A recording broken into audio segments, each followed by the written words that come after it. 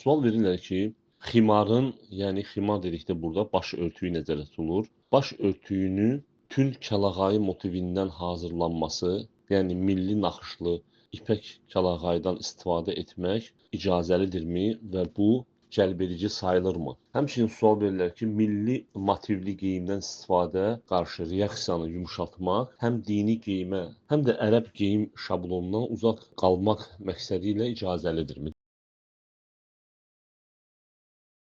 Cavab budur ki, ümumiyyətlə geyim məsələsində dinimizin mövqeyi budur ki, əsas olan geyimdə nədir? Yəni qadınlara aiddir. Şəriətin örtməsini buyurduğu yerlər örtülməlidir. Yəni üz və əllər istisna olmaqla bütün bədən örtülməlidir. Həmçinin də digər tərəfdən dar olmasın, yəni bədən əzaları bilinməsin və həmçinin çox cəlbedici olmasın. Əsas olan budur. O ki qaldı rəng məsələsinə, forma məsələsinə, yəni bunu artıq dinimiz həvalə edir hər xalqın, hər millətin öz adət-ənənəsinə. Əgər qeyd olunan kəlağayı forması, yəni milli geyim forması dedikləri kimi, yəni cəlbedici deyilsə, yəni baxmaq lazımdır. Mənə elə gəlir ki, yəni burada qəsd olunan buta naxışdır və s. bu cəlbedici sayılmır. Və həmçinin də tünd rənglidirsə, belə halda yəni icazəlidir və burada heç bir qəbahət yoxdur.